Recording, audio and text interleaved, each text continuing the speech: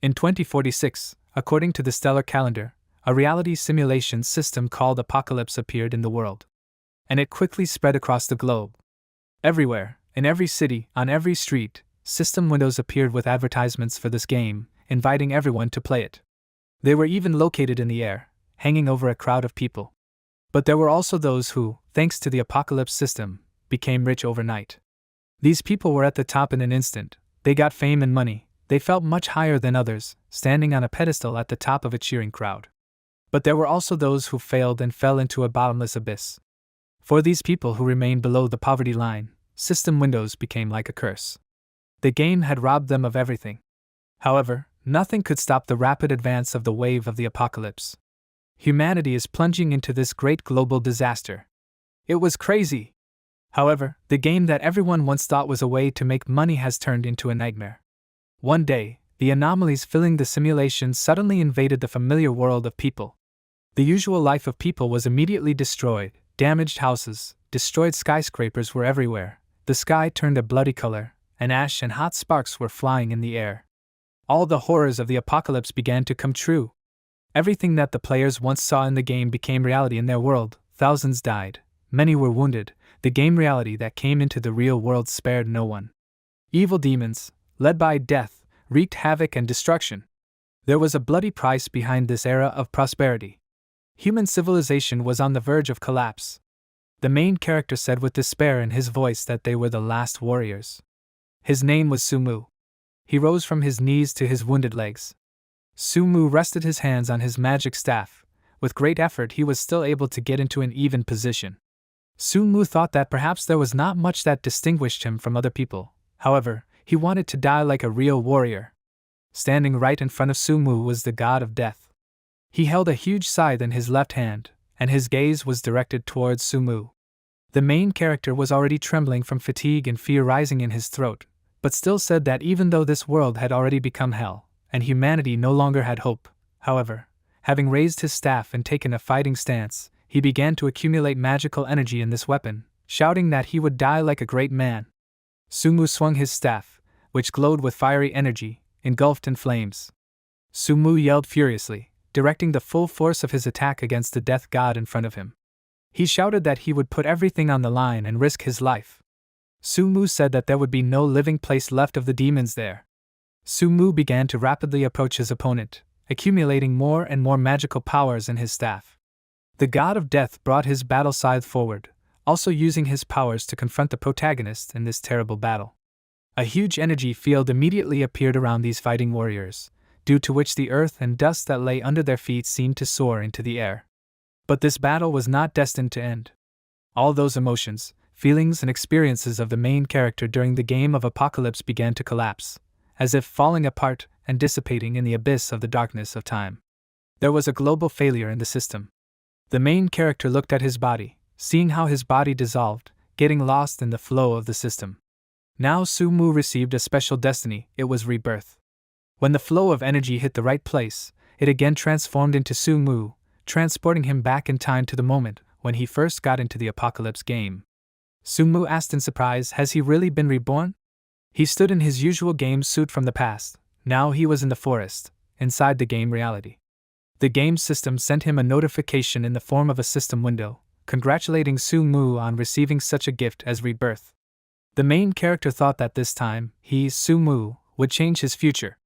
Looking inside his inventory, Sumu looked at the item that lay there with confusion. This was the bone of the death god. Its condition, level and properties were unknown. Below in the system window it was written that when he looks into the abyss also looks at him. Sumu thought in surprise, does he really have a cheating skill in this rebirth? But the energy of death manifested itself again. After a while, Sumu stood in the middle of the forest of the game, looking up, and darkness loomed over him. The sky became so dark that it seemed like night had begun in this game. In the middle of this darkness, right in the sky, red demonic eyes shone dangerously. The main character gripped his staff tighter as he watched this. The god of death called him a fool. He shouted with contempt that Sumu was a little mosquito who would remain worthless forever. His eyes flashed with something dangerous, and he turned towards Sumu, looking at him fiercely. The god of death shouted offendedly that in order to protect this pitiful world, Sumu dared to refuse his offer. Sumu asked nervously, did he really call him a bug? The main character, without a trace of doubt in his voice, shouted that so be it, because what did he have to do with it? Sumu furiously told him that, being on the verge of death, even an ant can be full of determination and aspirations. He sweated nervously, his eyebrows moving towards the bridge of his nose. His smile wavered with a sense of danger. Sumu also began to accumulate magical energy around him, while asking the god of death, how could a valiant warrior surrender to such a bloodthirsty enemy? The main character laughed loudly, shouting that this was impossible.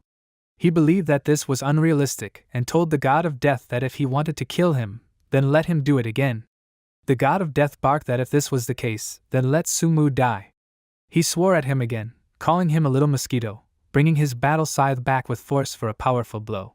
He held it in both hands, again directing the attack towards the protagonist. Sumu grinned excitedly, thrusting his staff hand forward to deflect the blow. He boldly shouted, swearing at fate, because as a last resort, he would start all over again.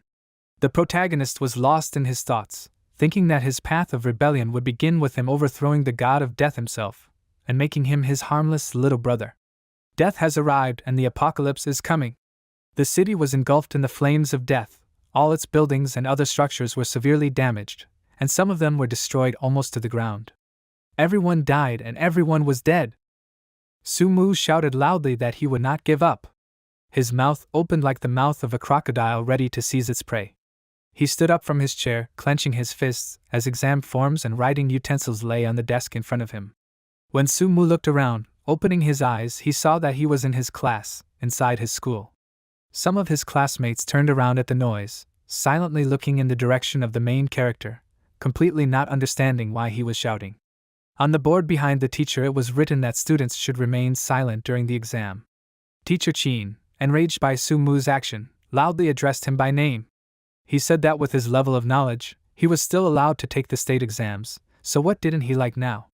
Teacher Chin told him that he should rejoice. Teacher Chin angrily pointed at Sumu with his finger, frowning his eyebrows.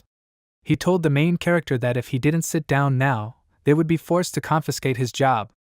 But Sumu did not pay attention to the disgruntled teacher, wondering in his thoughts, is he really not dead? The main character looked around in surprise at what was happening around him, placing his hand on his chest, trying to catch his breath from the shock he received. A voice on the school radio calmly informed the students that they had 5 minutes left before the exam began. The voice also asked them to ensure that they received the forms, asking them to write their last and first names as well as the examination card number on it. Sumu turned to us in surprise at the school radio column in their class, indignantly thinking, what is he doing in the exam?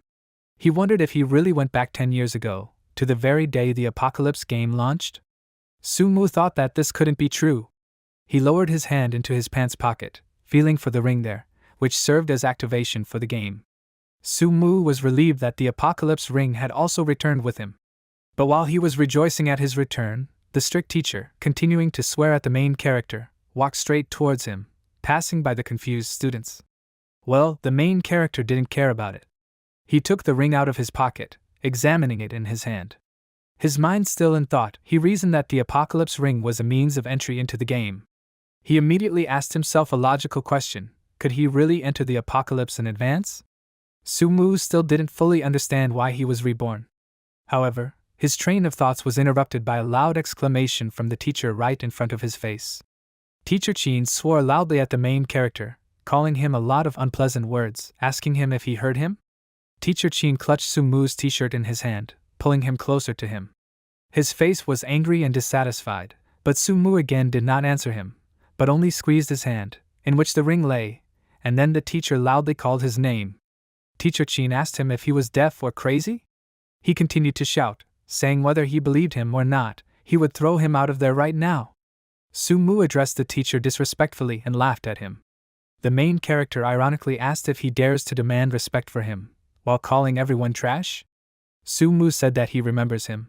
He said that when the end of the world came, Master Chin simply betrayed his students and ran away like a coward would.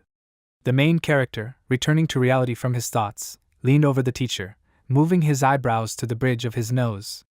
Now his gaze was also filled with anger, just like the teacher's gaze before. Teacher Chin gritted his teeth, not expecting such a reaction from Sumu. The main character was taller than him, so he seemed to tower over Teacher Chin. Now Teacher's voice was not so confident, and he asked Sumu, "What kind of nonsense is he talking about?" Sumu thought that he couldn't waste any more time there. He turned away from Teacher Chin, starting to walk towards the entrance door to the classroom, putting one of his hands behind his head and the other in his pocket. The teacher angrily called Sumu's name again, asking him where he went. He told him to go back. Teacher Chin even pointedly rolled up his shirt sleeve, directly puffing with anger. But Sumu did not listen to him, asking the teacher, why did he need this exam? He told him that he would go play Apocalypse. The main character thought that they would all very soon understand what the Apocalypse really is.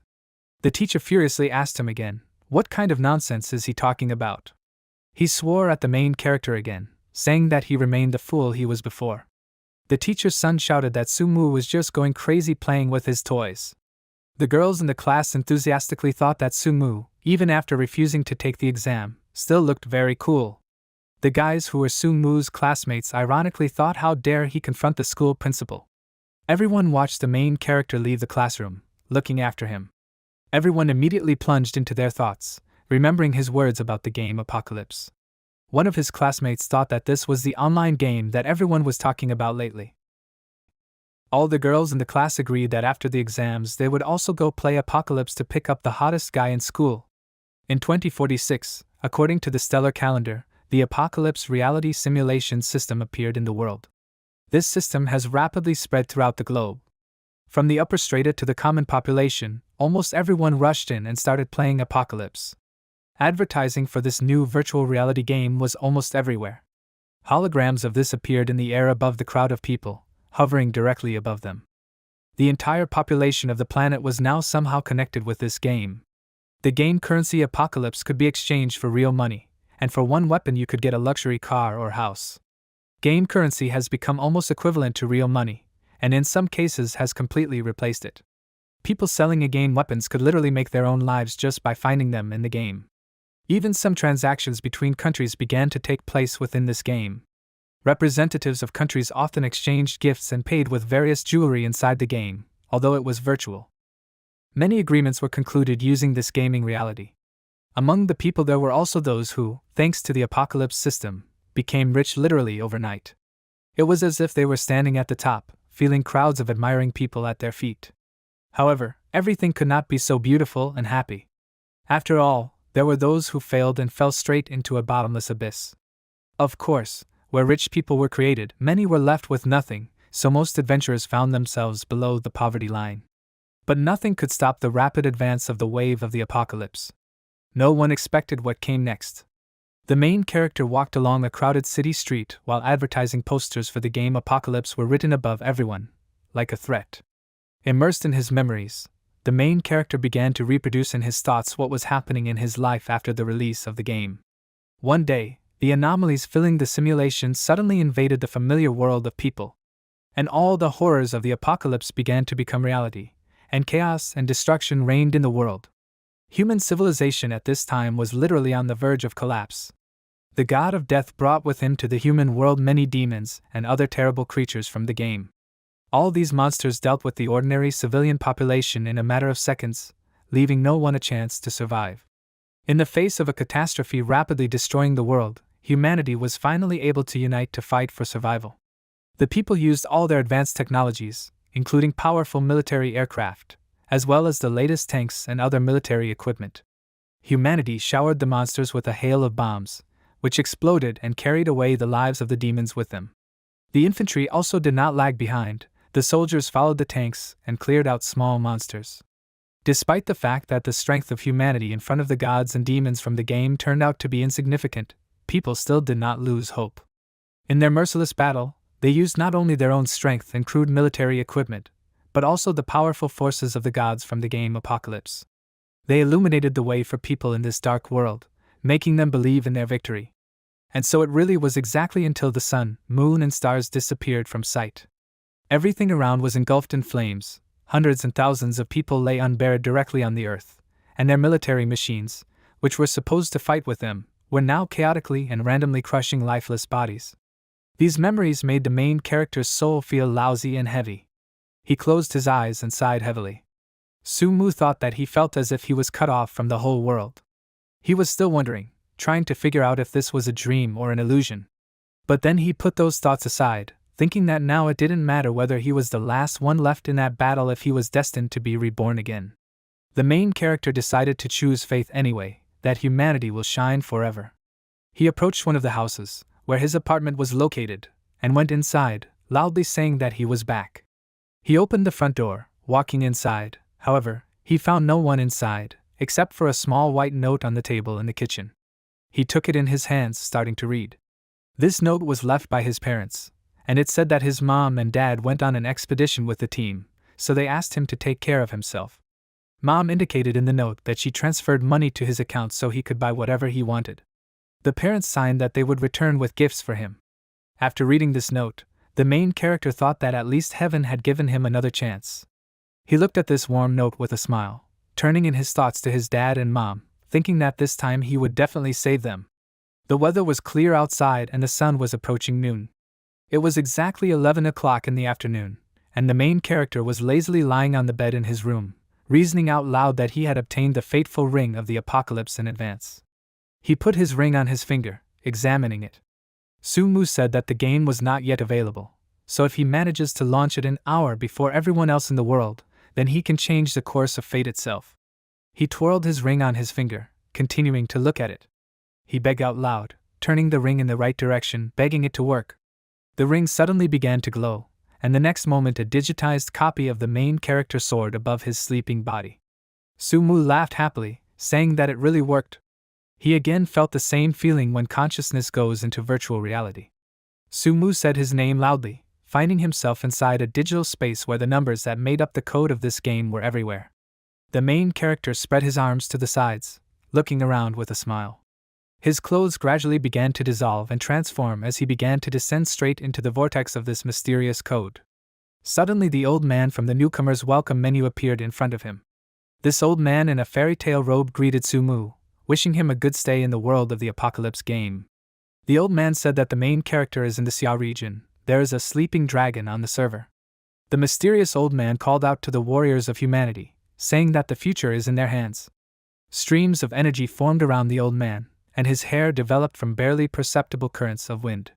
Sumu thought that this was the same greeting for newcomers. Appearing in front of the old man, he joyfully shouted that he had done it, and he managed to enter the apocalypse before everyone else. A system window immediately appeared in front of Sumu, prompting the young warrior to choose his game class. 5 spheres immediately appeared around the main character, each of which was responsible for certain abilities. Sumu looked around considering this, shouting that he was choosing the mage and only the mage. He laughed, saying that next time he would change his class to a healer, earn a lot of gold, and no longer play games that extract money from people, as he did in his previous life. Sumu was already reaching towards the sphere he needed, trying to activate the skills. However, the system immediately sent him a notification that due to an error it was impossible to change the hero's class.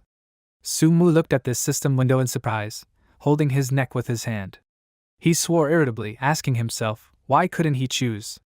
After all, he had never chosen another class before. The mysterious old man approached Sumu, calling him a young warrior, asking him to look at the character properties panels. He pointed his finger at the main character. Sumu immediately opened the system window with the character's properties, and to his own horror he saw that all of his characteristics that he had earned in his previous life were practically reset. He was assigned the mage class. Sumu was at level 1, and his experience was 0%. Sumu immediately grabbed his head, starting to scream in frustration. He cursed loudly again, desperately asking if this could be a mistake. Sumu reasoned out loud that after his rebirth, his previous account was preserved, and that was still nothing. The main character indignantly asked why all this was happening, and why all his levels and characteristics were reset to 0. He immediately angrily turned to the mysterious old man from the welcome menu, asking him if he had conjured this. Sumu asked him if he even knew how difficult it was to level up a character as a mage.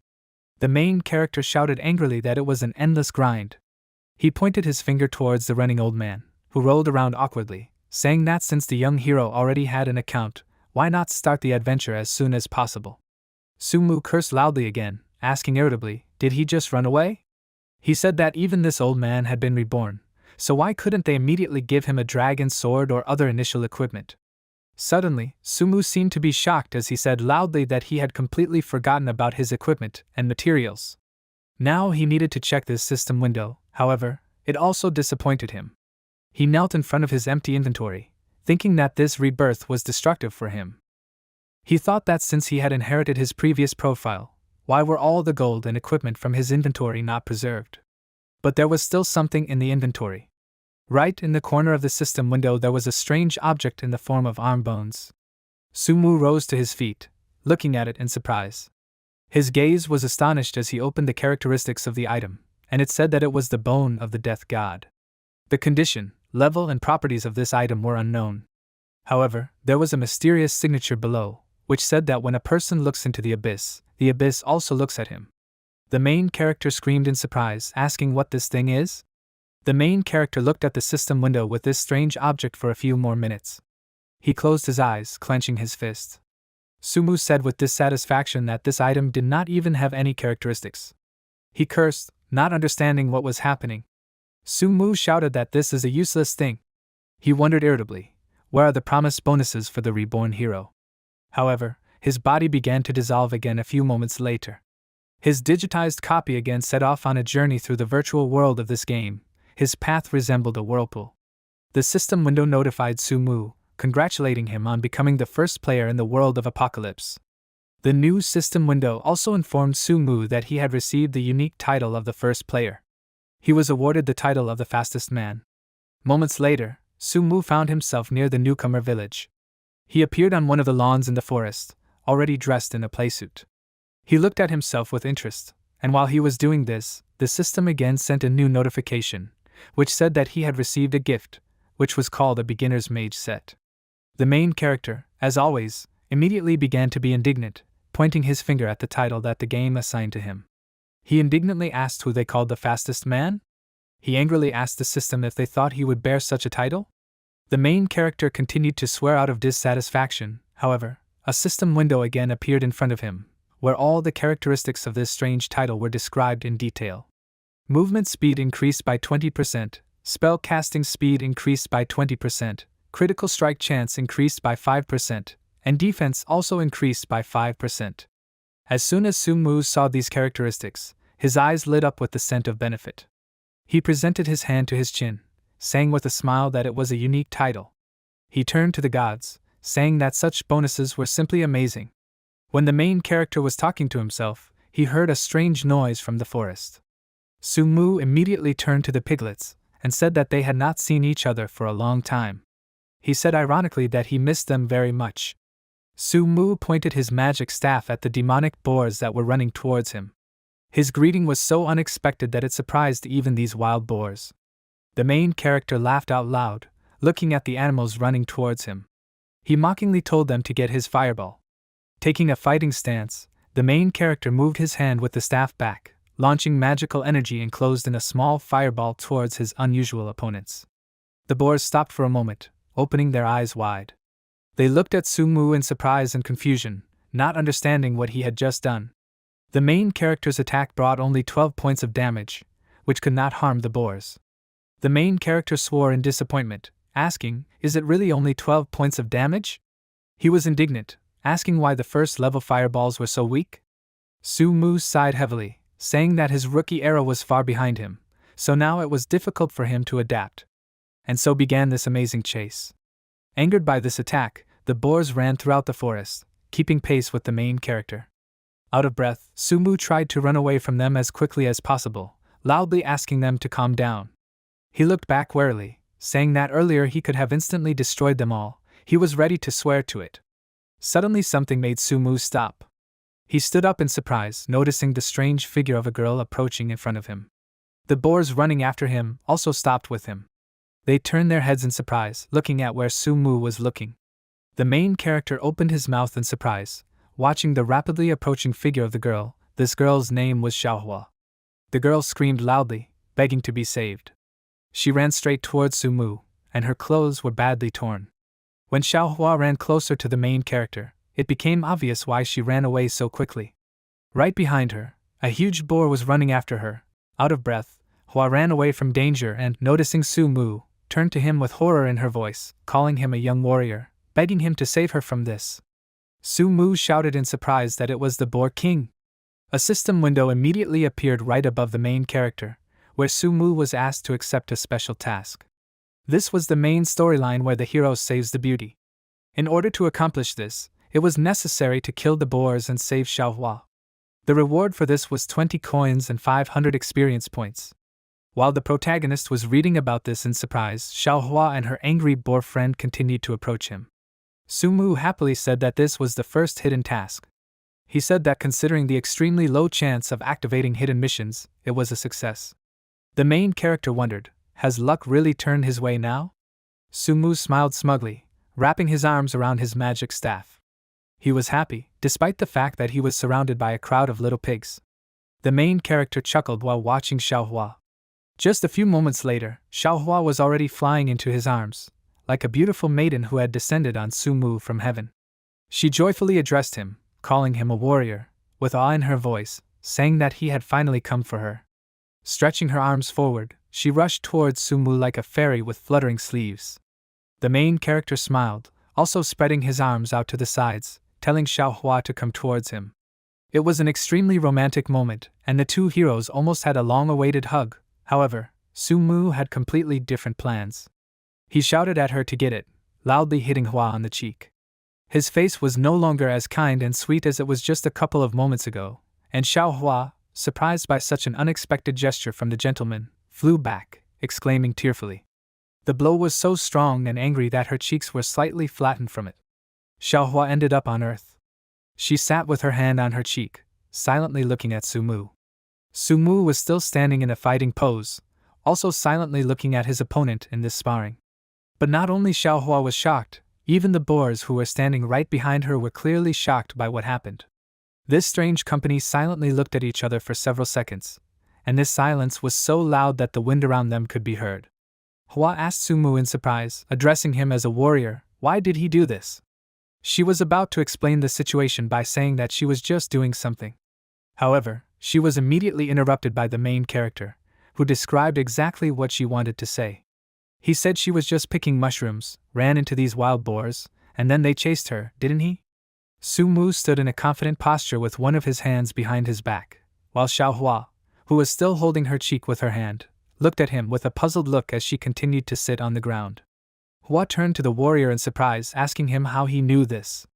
She looked up at him, pretending to make her look pretty.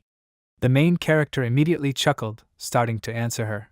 He told Xiaohua that he also knew that as a child she stole her grandfather's jewelry to exchange it for candy, and also threw frogs into the well of old man Wang, who lived next door.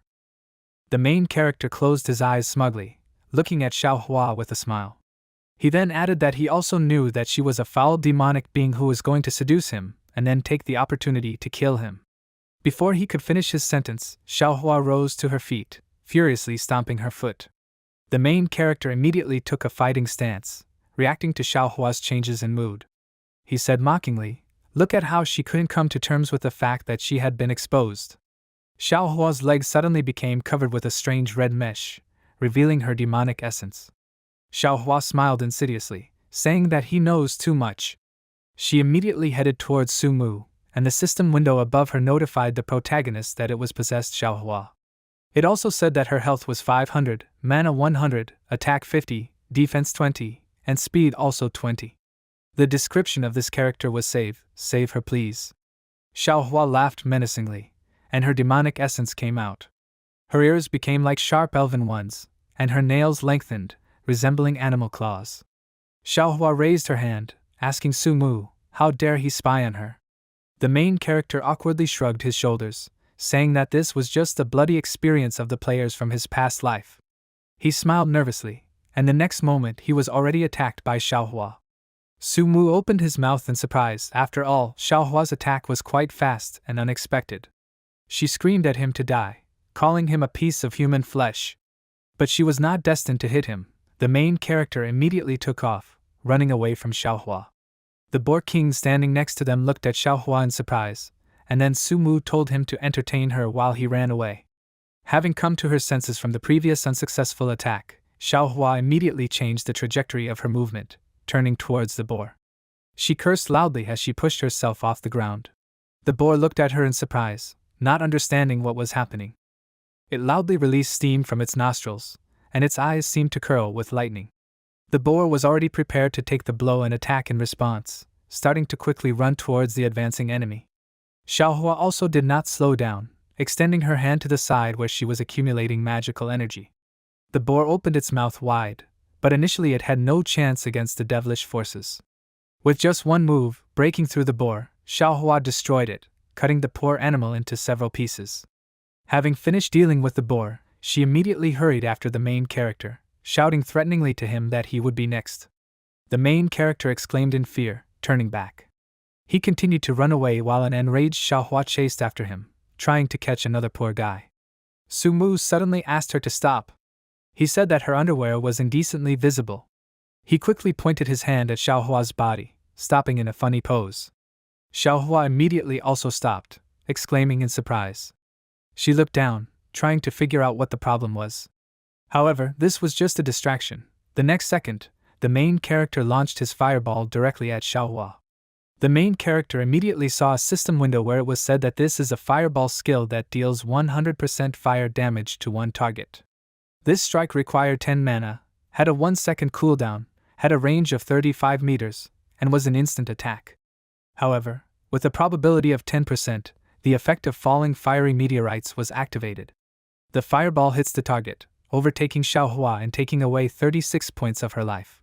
She angrily swore at Sumu, calling him a pathetic person. With indignation in her voice, Xiaohua asked him how he could bully her like this. Xiaohua shouted that his place was only in the coffin.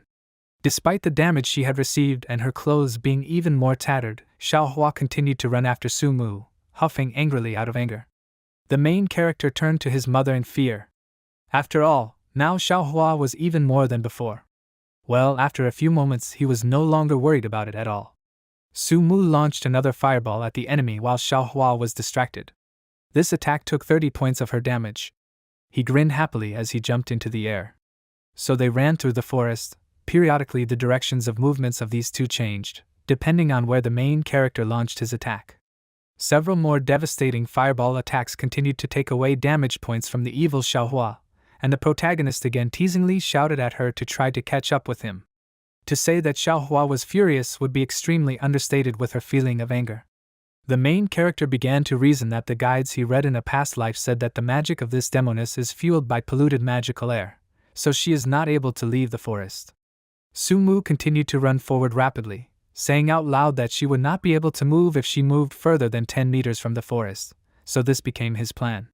Sumu stopped abruptly after running a sufficient distance. He grinned, turning to face Xiaohua running towards him. The main character again began to provoke her, calling Xiaohua a beauty. He told her to attack him. Sumu's smile took on a hint of deceit. The next second, with anger in her voice, she shouted that she would tear him into pieces. Sumu began to wail ironically, saying that he was very scared. Xiaohua's hand with its sharp claws was aimed directly at Sumu's face, but he stood motionless with his arms crossed over his chest. He even closed his eyes, smiling mockingly at his opponent's stupidity. Xiaohua's hand stopped just a few centimeters from his face, causing him to smile even more smugly. She asked in surprise why this was happening. The main character chuckled mockingly, telling her to think with her brain. He still stood calmly, watching as Xiaohua trembled, unable to move.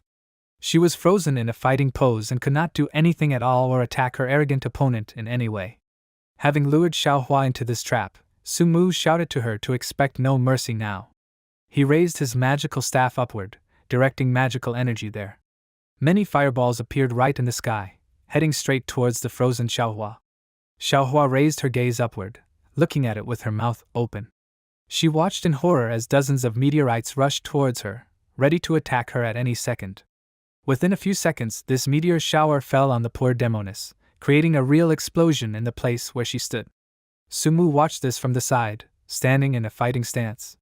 After the smoke cleared, Sumu saw Xiaohua lying motionless on the ground. She said that she could not move. Her entire body was wounded from the long battle. Now she felt tired and aching pain in her limbs from such a massive attack. The system sent a notification to Sumu again, This system window said that the system congratulated the player for defeating the possessed Xiaohua. In the process, 500 coins and 1500 experience points were obtained.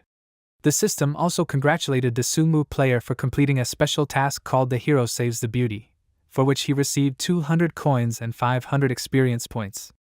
Sumu read all these system windows, looking at his body with a smile, which was improved by the points he received in this battle. He raised his hand, and then a new system window appeared in front of him, where the system again congratulated him for completing the possessed Xiaohua quest, which was hidden, for which he received 1,000 coins and 10,000 experience points. The system continued to congratulate him, now congratulating him on being promoted to level 2. The main character laughed cheerfully, saying that he was laughing to death. He said that the chance of causing fire rain was only 10%, so luck was clearly on his side today. He sighed heavily as he turned to Xiaohua, telling her that now she would definitely not run away from him. Sumu said that this hidden task was simply excellent. After all, he rose to the second level in one go. The main character said that now he will see what rewards Xiaohua is hiding. Kneeling down in front of Xiaohua, who was lying on the ground, he stretched his hand forward to view the system window. To his surprise, his inventory indicated that the Death God Bone had leveled up.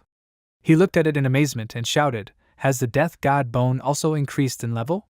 The main character pulled out an item from his inventory while looking at it.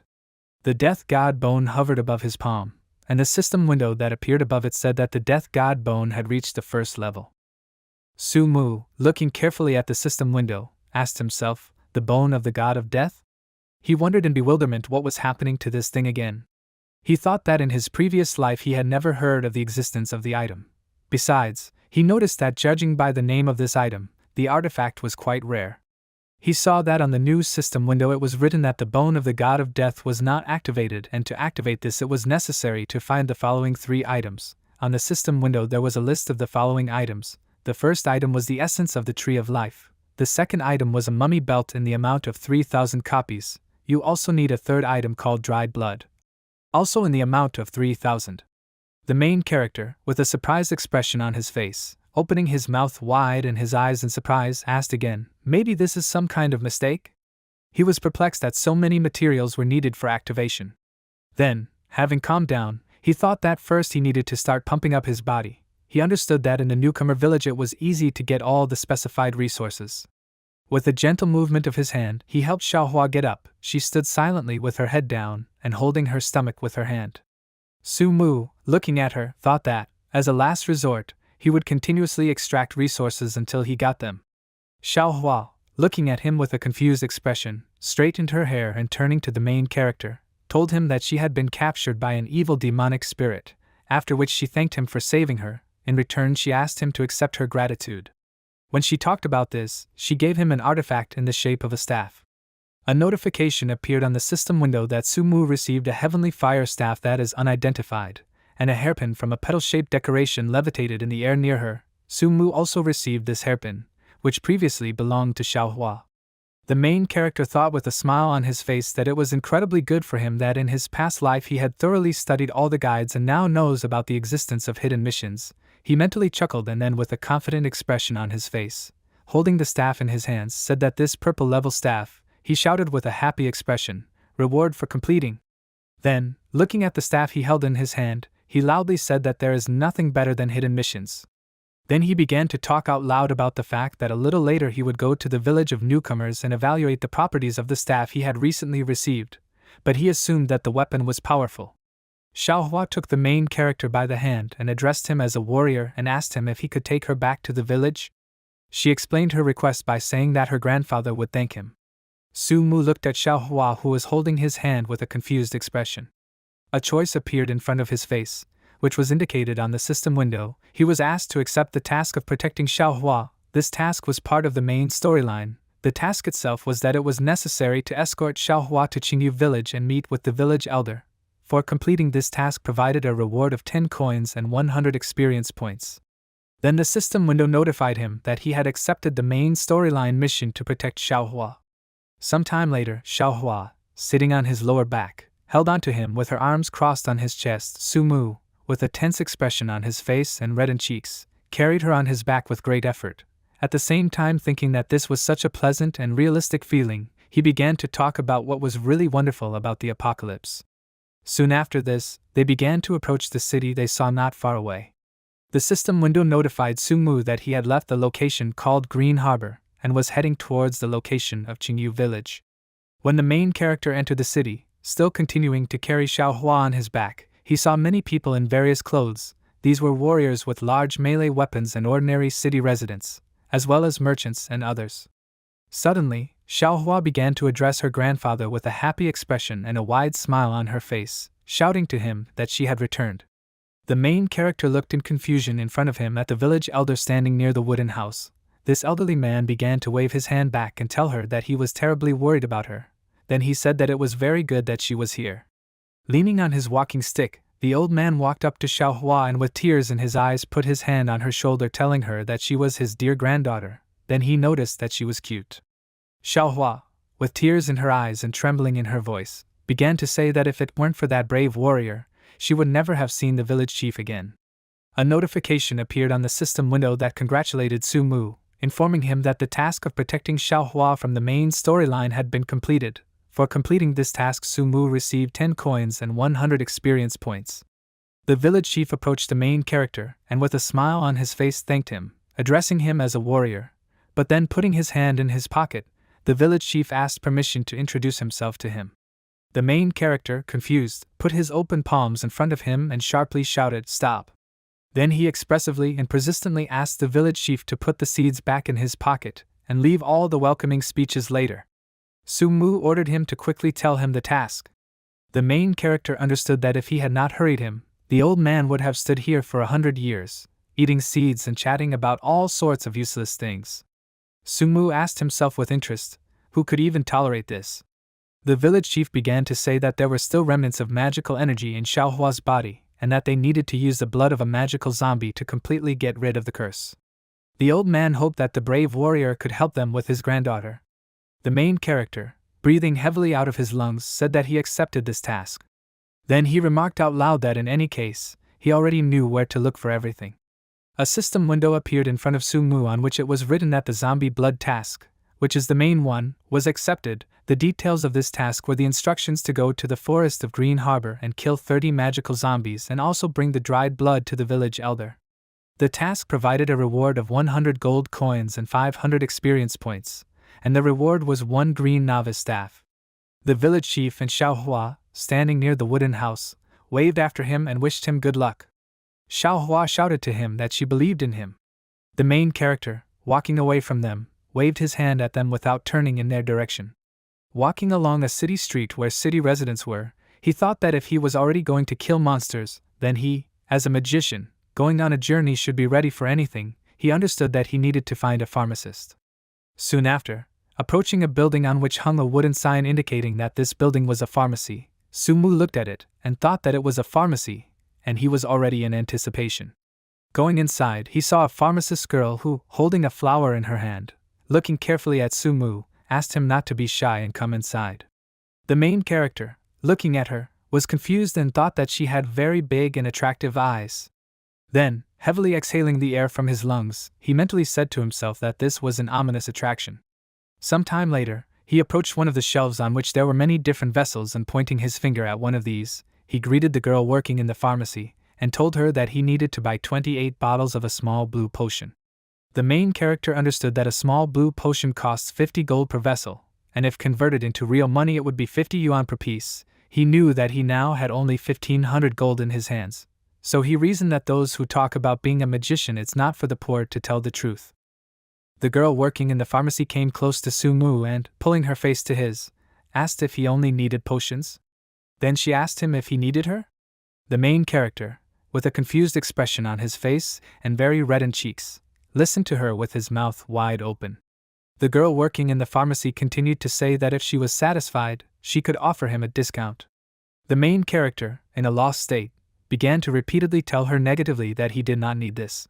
Some time after this, Sumu left the pharmacy holding a filled bag in his hands.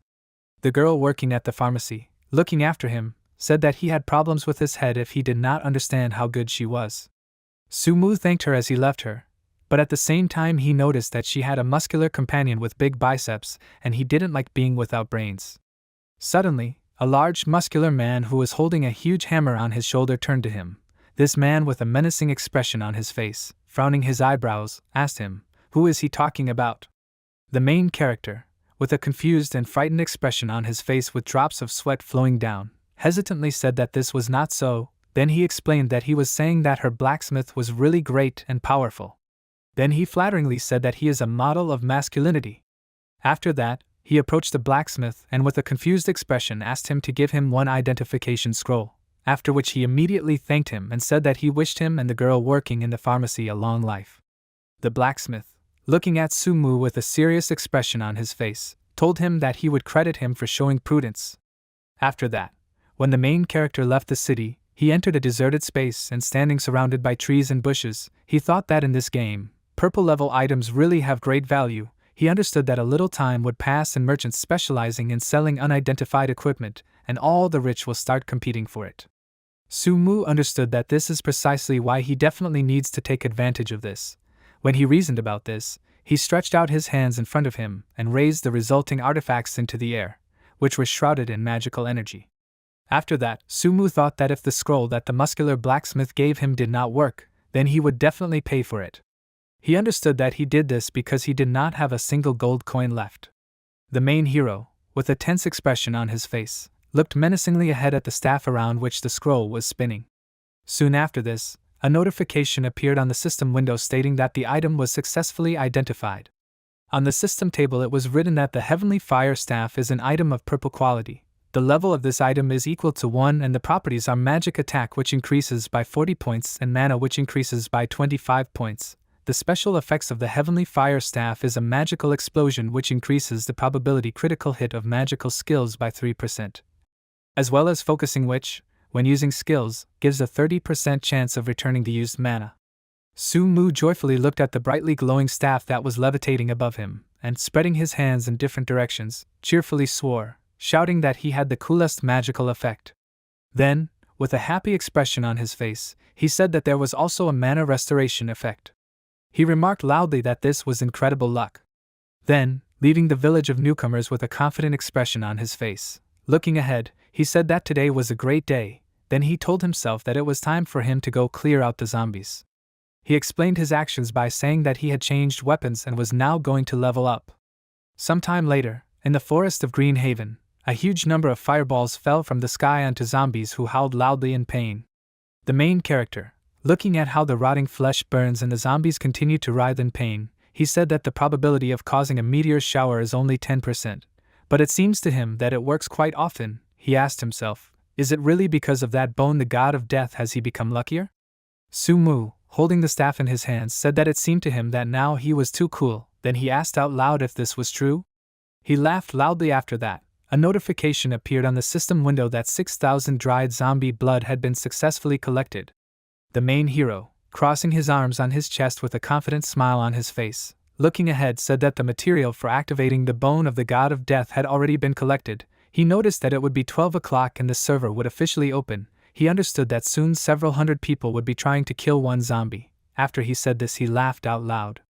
At that moment, a huge number of people, exactly at the time when the hand on the clock pointed to 12 o'clock, began to put rings on their fingers. These were a variety of people who simultaneously united wanting to try out the game. When they got into the game, being in a city for beginners, they were talking loudly among themselves. One of the guys shouted that this game was too realistic. After that, another one of the guys turned to the others and suggested they go have fun with a girl working in a pharmacy. He shouted out that he could get a discount. Another guy, spreading his arms wide, said that he had already had fun and as soon as he touched her, the blacksmith immediately took his life. He asked in bewilderment, can NPCs kill people? After that, one of the guys, putting his hands in front of him, said that he tried to touch people several times and was constantly killed. He then shouted that the experience points had dropped to a negative value. Another guy who stood next to them with his hands on his sides said that all this village chief does is chew sunflower seeds and talk for no reason. He asked in bewilderment why he hadn't given him the task yet. Sumu watched the newly entered players with his arms crossed over his chest, mentally addressing them as newbies and advising them to enjoy the fun in the village while they still had time. After that, Sumu entered the room and sat down opposite the carpet. A general world chat appeared in front of his face. One of the players with the name Bottle of Alcohol asked what kind of zombie. Then he asked if the story quest required killing zombies. Another player named Moonlight asked why there is fire everywhere at the quest site, and there aren't even zombies. Another player with a name expressing his desire for chicken wings asked if he was writing in private messages. Then he asked, or was his private messages buggy? The next player with a name expressing his love for money shouted that this game is garbage, and it is better to return to the village and play with the girl working in the pharmacy. The main character, watching the correspondence of players in the general chat, mentally said that monsters appear every half hour. So he recommended that newcomers wait. At that moment, he was closing one of the blue glass bottles with a cork while sitting in front of a huge variety of different vessels that were laid out on the carpet in front of him. Looking in front of him, he thought that no matter how you look at it, he really became lucky. He realized that while hunting wild monsters, he had received 113 white quality items, 21 green items and 6 blue items. He then mentally marveled at the fact that he had also received over 100 vials of red and blue potions. He thought thoughtfully about how this could be compared to a real salary of 30,000 yuan. Then he laughed, thinking that this was much better than going to work every day. He understood that he was also significantly ahead of the others in terms of level, and this made him very happy. He was a 4th level magician who remembered that before arranging the sale of things, he would first hide information about his level and equipment so as not to attract unnecessary attention. Sumu, continuing to sit in front of the carpet on which there was a huge number of different objects and artifacts, placed a red flag next to him. Then he began to shout that the quality was poor and the prices were high. He shouted that there were only excellent things here and asked not to pass by in order not to miss your chance. The players who approached him looked in surprise at the large number of objects that were on the carpet. One of the guys who approached him, turning to another guy, asked just to look at this fool. Then he added that instead of going to beat monsters, he set up a market here. Then he asked if the server had just opened and what could he sell. The guy standing next to him confirmed his words and shouted that he had also chosen the magician class. He noticed that he probably had a lot of money. The first guy said that it was better to ignore this guy. Instead, he suggested that they go quickly hunt zombies. He said that they would kill 30 of them and get good money in one go. Sumu, looking at them, mentally laughed, realizing that with their characteristics, even in a group, they were unlikely to be able to defeat one zombie. Looking after them, he wished them that they would continue to dream further.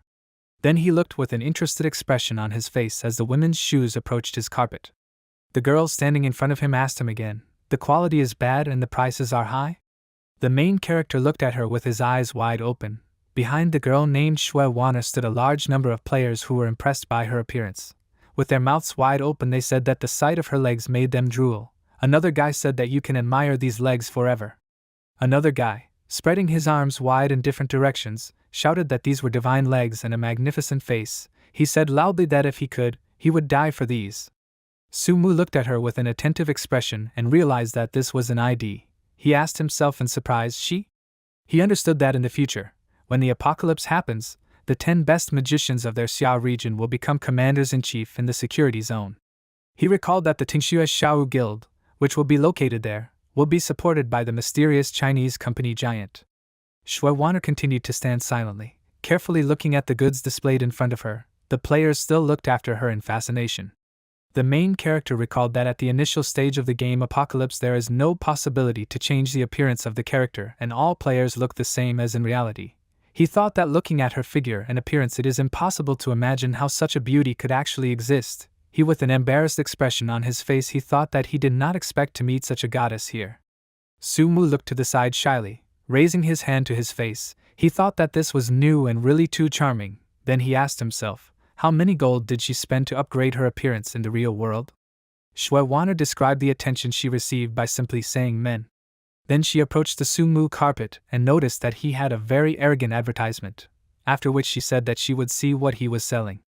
Looking at the objects that were on the carpet, she thought in bewilderment that the game had just started and he already had so much equipment. She asked herself in surprise, is even zombie blood for sale? She understood that at the location of the zombie killer quest, everyone had already gone crazy because someone had stolen all the loot. The main character addressed her as a girl and asked her if he could tell her anything. Shui Wana, with a confident expression on her face, pointed at the goods with her finger and informed him that she was taking everything. Then she asked him how much it would cost. Sumu answered her that zombie blood costs 5 gold coins per vessel and white equipment costs 100 gold coins apiece. Then he told her that green will cost 500 gold coins and blue one will cost 3,000 gold coins. After that, he told her that the total cost is 54,800 gold coins. He said loudly that if you round it up, it's only 55,000. Shui Wanner, with an irritated expression on her face, clenching her palms into fists, asked him, other merchants give discounts for such large purchases, but he, on the contrary, raises the price? Su Mu, with a sly expression on his face, told her that if it is expensive for her, then there is one way to get a discount. Shui Wanner asked him, what is this method? The main character confusedly asked her to allow him to touch her feet, and in this case he promised her that he would give her a 20% discount. At that moment, without waiting for an answer from her, he began to lick his lips and approach her, stretching his arms in front of him. Shui Wanner abruptly stepped back and began calling him an arrogant, shameless, lustful lover of women. Su Mu, lowering his head down and spreading his arms in different directions, told her that this was her will, and if she didn't want to do it, then she didn't have to. He told her that it was his job to offer it, but he warned her that in the future such a chance might not come again. Shui Wanner looked at him with an irritated expression and thought that, in other words, this guy just wants to take advantage of the moment and touch her. She understood that at least Ting Xiaoju's money was all right, however. She didn't have time to finish her thoughts because male figures appeared on the street. One of these men shouted out that he was giving 100,000 and taking everything.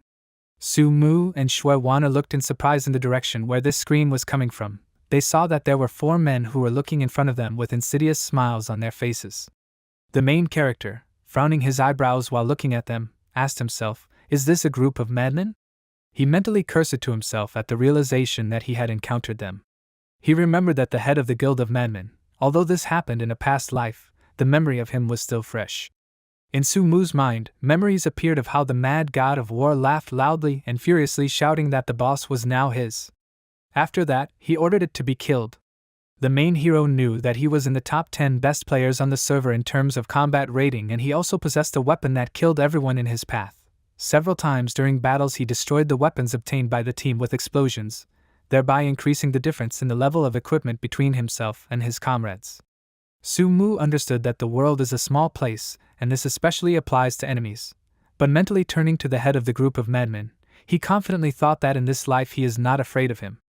Shui Wanner turned to the mad god of war and told him that she had already agreed on the price with the merchant. Then she asked him why he was interfering. The mad god of war told her that she had not yet completed the deal, after which he noted that the one who offered the most would win. Then he asked her to accept it.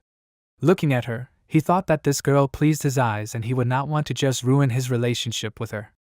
Shui Wanner, looking at the mad god, asked him again, who will offer more?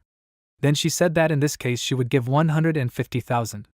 The mad god of war, with an irritated expression on his face, frowning his eyebrows, put his hand in front of him and showed his 2 fingers, shouting that he was offering 200,000, after which, turning to Su Mu, he ordered him to quickly give all the things to him. The main character, looking ahead with a thoughtful expression on his face, was thinking that it seems that such ambitious players as Shui Wanner and this man are really willing to spend a lot of money without hesitation to buy supplies to become the first in the game ranking. Shui Wanner at that moment looked intensely in front of her. She realized that although the price was high, the purchase of this equipment would allow the players of the guild in which she was a member to significantly increase their level. She understood that in this way in the early stages they would be able to dominate over all the other sleeves. In addition, she thought that she would not miss such an opportunity in order to have an advantage over the Guild of Madmen in the future. She turned away and shyly turning to Su Mu told him that she agreed to his conditions. Then she said that he could do it once. Then she interrupted herself and said that at least 10 times. After that, she asked him to give all the goods to her. She understood that even though this was just a game, the equipment should go to a guild with higher moral values. The main character, looking at her with a surprised expression on his face and opening his eyes and mouth wide, pointed at her with his finger and expressively told her what she just said. He loudly asked her not to dare to retract her words. At that moment he himself thought in surprise that she really agreed to this. He mentally shouted, "Victory!" After that, turning to the mad god of war, he put his hand in front of him and began to wave it, asking them if they heard it. With a menacing expression on his face, he said that he had decided to sell everything to the beautiful lady. So he asked them for this reason to quickly leave here easier. The mad god of war, filled with rage, with veins swollen on his face and body, asked him in bewilderment, "What?" Then he loudly asked him if he even knew who he was. He angrily asked him how dare he talk to him like that. After that, he asked him if he had completely lost his fear. Sumu loudly told him that he doesn't care who he is. After that, he asked him not to interfere with his business. The mad god of war tried to approach him in order to beat him. He called him names, advising him not to leave the safe zone. One of his minions addressed him as a boss and with a smile on his face asked him not to be angry. He noticed that as soon as he left the village they would definitely kill him. The mad god of war with eyes that were filled with blood and a tense jaw looked at Sumu and, mentally addressing him, advised him to take care of himself. He mentally shouted that he would still have time to beat him. Some time later, while in a high tower, Shui Wanner spoke in confusion, asking Sumu to just not, then she interrupted herself and said that it was possible. After that, she shouted sharply. Sumu answered her by asking her to wait. He explained to her that a couple of times and she would get used to it. A notification appeared on the system window stating that the transaction was successfully concluded. The main character, looking carefully at her with a wide smile on his face, stretched out his open palm in front of him and told her that he would look forward to future purchases. Shui Wanner angrily shouted at him, telling him that he might not wait. After that, she called him a lustful man and said that she would never contact him again. Sumu asked her to relax and told her that it wouldn't be long until next time. He noticed that then he would definitely touch her more. After these words, he laughed loudly as he watched Shui Wanner leave him. Looking at how she angrily walked away from him, he thought that Shui Wanner in his eyes was still a small and inexperienced girl. Shui Wanner, with an irritated expression on her face and reddened cheeks, thought that even if this magician really is a real pervert, she asked herself, but just now. She reminded herself that shortly before this, Sumu, stretching out his hand in front of him, asked her to believe him. He said that he really never deceives and from her 120,000 with a 20% discount, he explained to her that she immediately pays and the goods become hers. Shui Wanner asked him in confusion, would he only take money from her? The main character instantly approached her, leaning his elbows on the wall behind her and looked carefully into her eyes, bringing his face closer to hers. Sumu asked her what he won't. Then he asked her if she wanted him to feel her legs now. He called her beautiful and said that then he begins.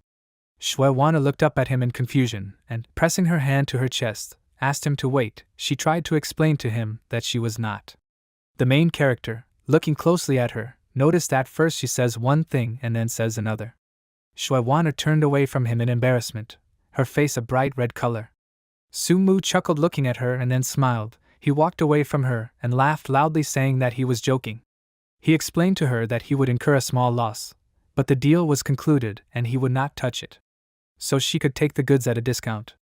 Shui Wanner looked at him in confusion with her hand on her chest. She asked him if this was true. Sumu, turning away from her, told her that he had old scores with the leader of the Guild of Madmen, and he initially did not intend to sell him anything. So he asked her to consider that he was simply doing her a favor. Shui Wanner confusedly called him a thorn and asked herself, how could he collect such a huge amount of equipment from the very beginning? She asked herself with interest, who is this mysterious Sumu? She reasoned that in addition, today he probably provoked big troubles for himself because of the deal. So she thought that in the future, if he needs help, then she should help him. Some time later, approaching the elder's house in the village of newcomers, a system window appeared in front of Sumu's face on which it was written congratulating him that he had successfully completed the task Blood of Zombies, which was the main one, after which it was written that he received 100 gold coins and also 500 experience points and a green beginner staff. The main character, standing opposite the village elder, watched as the old man thanked him, calling him a brave warrior, after which the old man shouted that with the help of zombie blood, the curse of Manhua would be lifted. Then the elder, putting his hand in his pocket with a smile on his face, noticed that they say that in the village many people are suffering from attacks by demonic creatures and there are no longer enough bandages. Sumu turned away from him and, with a painful expression on his face, holding his hands out in front of him, asked him not to take out the seeds. Then he repeatedly answered him in the affirmative, saying that he would provide bandages. In front of the main character, a notification appeared on the system window on which it was written that the task was called, "It is better to wash the bandages before use." This was the main task. The essence of the task was that he needed to go deep into the Green Harbor and destroy 30 demonic mummies and also bring obtained bandages for the village elder. For completing this task there was a reward of 200 gold coins, as well as 1,500 experience points and 200 potential points. Su-mu remembered that for promotion to the 4th level he was also given 400 potential points which he had not yet used. At that moment he spread his arms in different directions and he began to be enveloped in magical energy of a bright blue color. A status table appeared in front of Su-mu on which it was written that his class is a magician. His level is equal to the 4th and his experience has reached 41%. He has 120,000 gold coins. His health is 230 and his mana is 180. His magic attack consists of 120 points. His defense is 38 and speed out of 13. The main character, looking at this with enthusiasm, opening his mouth wide, noticed that the experience and the number of coins were already starting to reach round figures. He laughed loudly and said that he was very cool. After that, he danced along the path towards the forest and said out loud that he had the feeling that he was using cheats. He explained this assumption by saying that it was so incredible. Then he laughed and said that he would probably go to complete the task in order to widen the gap between your level and the level of beginners even more. Su-mu understood that it was time for him to look for demonic mummies, although he realized that dealing with them would be a little more difficult. Suddenly, the main character, with a shocked expression on his face, turned behind him with his eyes and mouth wide open and shouted that he thought he forgot something important. Su-mu began to look ahead with a confused expression and asked himself, what was the matter? Then it dawned on him. He shouted loudly, exactly. With a surprised expression on his face, he noticed that he had almost forgotten that he wanted to extract some more money from that cunning old man. At that moment he hit himself with his fist in the palm of his hand and remarked that, as they say, if there is an opportunity to get something for free, then why not take advantage of it? Some time after Su-mu remembered what he wanted to do, he, being opposite the village elder, faintly twirled on the floor and said that in order to save Xiaohua, he exposed himself to the blow of the most terrible demon and received severe injuries, after which he said in pain, "Can anyone imagine how painful it was for him?" Then he raised his hand above himself, holding in his hand the hairpin that Xiaohua gave him as a reward, lying on the floor. Turning to the village elder, he said that it was her hairpin. He asked him to give this hairpin to her. The elder looked at him carefully, leaning his hand on a wooden cane. The main character understood perfectly well that if you give the hairpin directly, the reward for the quest will be 50 affinity points. But if you give it to the village elder, you can also get a hidden bonus. The elder told the main character that he always pays for good with good. Then he asked him not to worry. Calling Su-mu a brave warrior, he told him that he would not allow him to die so easily since there was a long way ahead of him in the world of the apocalypse. The elder stretched out his hand in front of him and, forming a magic circle, began to provoke magical energy that began to envelop Su-mu's body. The main character looked with a smile on his face as his body began to shine with a magical golden color. A system window appeared in front of him which congratulated him on the fact that he had forever received the blessing of the Elder of the Ancients, and now the chance of a critical hit increased by 10%, also the speed of movement increased by 10%, and the automatic recovery of health increased by 10 points per second, defense increased by 10 points, and also the reputation was increased. Other players who stood not far from him looked at the situation that had happened in bewilderment with their eyes wide open. They asked with confused expressions, "Which one?" Su-mu, who looked at his shining body with a smile, thought that the main advantage of the hidden quest called possessed by Xiaohua, he noticed that this was the real reward. He understood that constant reinforcement from the village chief was a trump card and it was just an incredibly cool bonus. When the main character walked away from the village chief, the players who were watching the situation that had occurred ran up and began spinning and screaming while lying on the floor, saying that they were also badly injured. Then the guy, actively moving his arms and legs while lying on the floor, turned to the village headman and told him that he also wanted his blessing. At this moment, several more players hurriedly ran to try to get the blessing that Su-mu had just received. The main character, walking away with a smile on his face, thought that they were just a bunch of fools and they should go and farm monsters, since he would definitely take the first boss from the dungeon himself. Some time after these events, in the depths of the forest of the Green Haven called the Demonic Swamps, Su-mu walked forward. Notifications were shown on the system windows that there was a danger ahead. This danger was an area affected by demonic energy, and he should be careful. On the next system window, a notification appeared stating that in the territory infected with demonic energy it is impossible to use a healing potion and every second he will lose 5 health points, after which it was written that to eliminate the negative effect it is necessary to use a cleansing elixir. Su-mu slowly walked forward through the cave while his health decreased by 5 points every second. The main character, calmly looking ahead, said that due to the loss of 5 health points every second and the inability to use a healing potion, he assumed that an ordinary player probably could not hold out here for 30 seconds. However, he looked at his hands with a smile. He had a bonus that increased his abilities from the blessing that the village chief gave him. Sumu, with a confident smile on his face, said that the cleansing elixir that was mentioned in the notice costs 200 gold per bottle, and in this forest you can to live only by using it without stopping, which forces many people to invest money in the game. The main character noticed that the blessing that the village chief gave him works really well since it automatically removes the negative effect caused by the local swamps. Suddenly, the main character heard loud sounds that came from the depths of the forest inside the cave in which he was. Sumu looked warily towards these sounds. Sometime later he saw a young guy and a girl running away at high speed from the mummies pursuing them. The guy frowned and turned to the girl, shouting for her to run faster. The girl, with a confused expression on her face, holding a staff in her hand, opened her mouth wide and said in fear that this monster would soon catch up with them.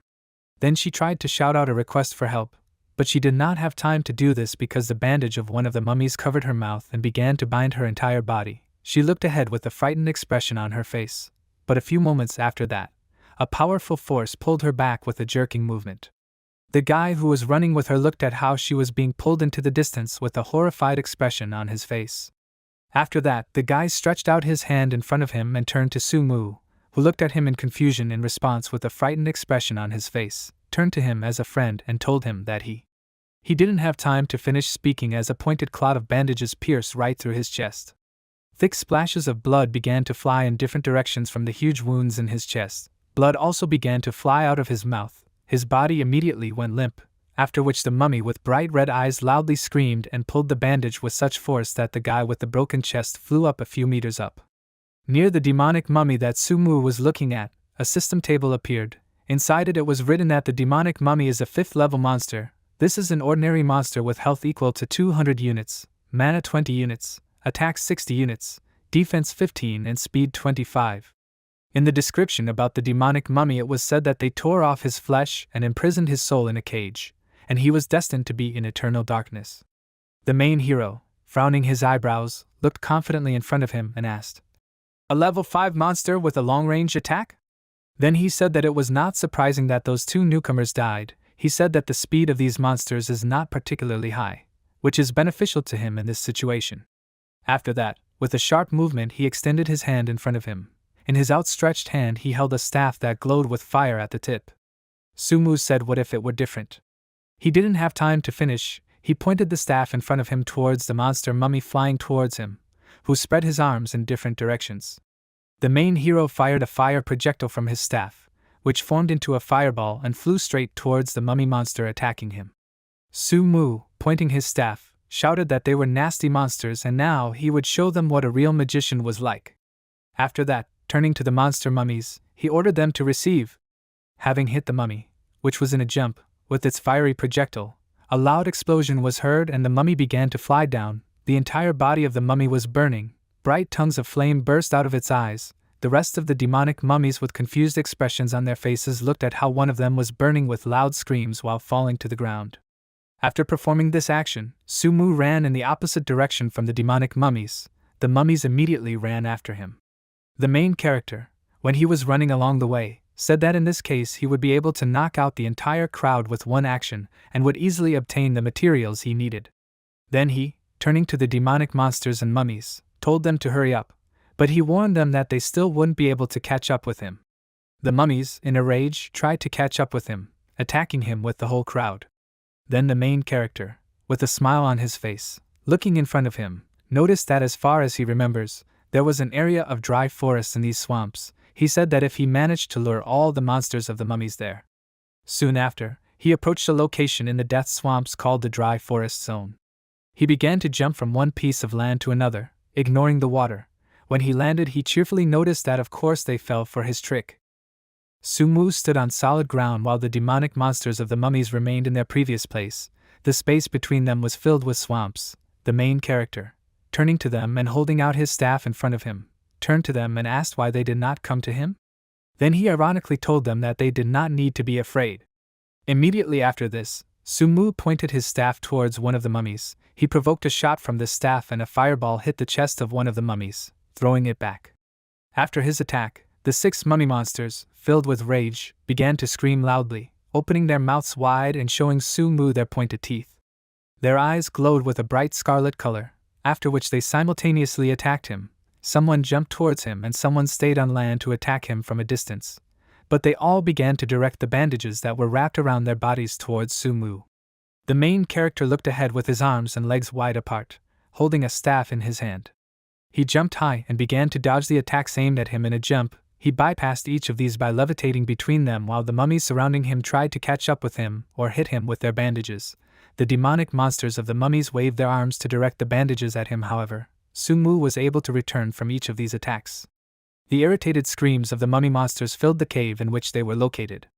Sometime after the start of this battle, Su-mu landed on solid ground and at that moment, dodging several bandages, he remarked out loud that mummies are of course very fast. However, for such an experienced player as he, they mean nothing. Immediately after that he laughed out loud. After this, the main character managed to guess the moment when all the mummy's bandages were concentrated in one place.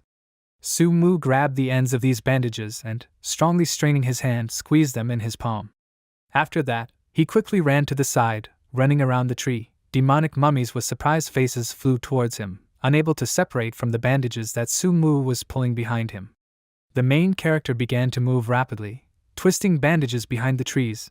At high speed he was able to tie bandages around many trees, thereby making the mummies monsters motionless due to the fact that their bodies were attached from different sides to strong and thick trees. The demonic mummies screamed loudly, unable to move. Su-mu at that moment continued to move around them more and more tightly, binding them and concentrating them in one place. Sometime after he began to carry out his plan for a mummy trap, he stood on the shore and looked at how several dozen demonic mummies were tied up and located in the center of the swamp. Their bodies were fastened to the trees surrounding them, all of them with angry faces looking ahead of them with their scarlet eyes. The main character, looking at them with a confident expression on his face, asked them what they would say to this. He called them a bunch of monsters and then asked if they thought he didn't have a plan. Then he raised his staff high above his head. The tip of the staff began to glow with a bright flame that emanated from it. Summing up his speech and turning to the demonic mummies, he told them that one spell would be enough to burn everything here. He then said that only newcomers could be cornered like them. Unexpectedly, his speech and actions were interrupted by the fact that a notification appeared on the system window that appeared in front of his face, informing Su-mu that a new advertisement had been published.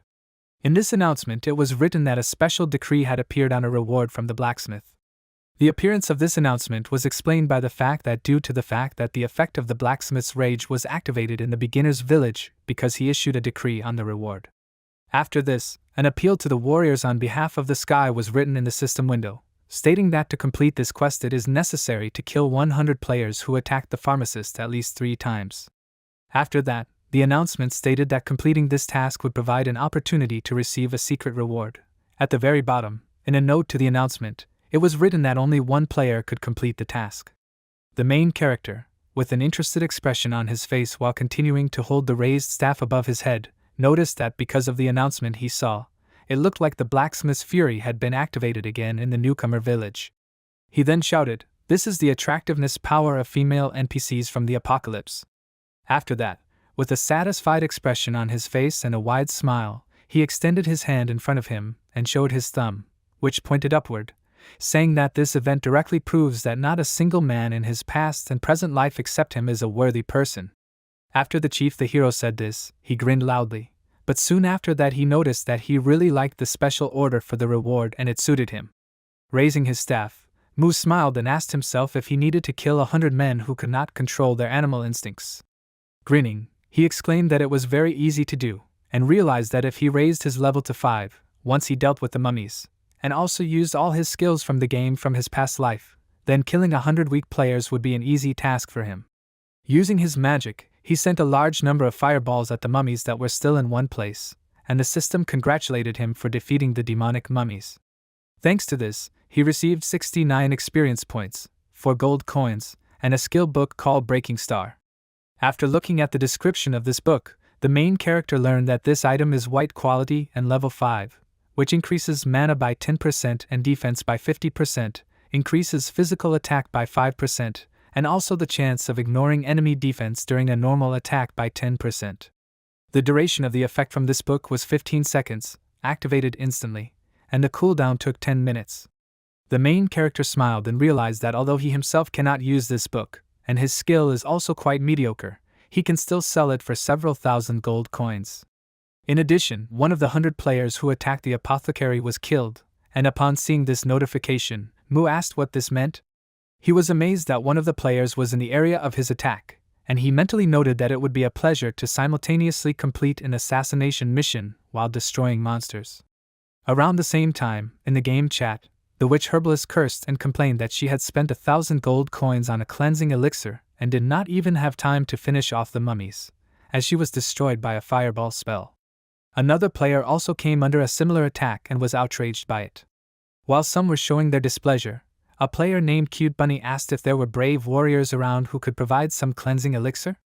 The whole point was that the magical energy in the forest with mummies was causing this player to lose too much blood, and therefore he was in pain. At the same time, the mad god of war, leaning his foot on his axe, which he leaned on the ground, called all these players beginners, shouting that they were incapable weaklings who, moreover, blamed the game.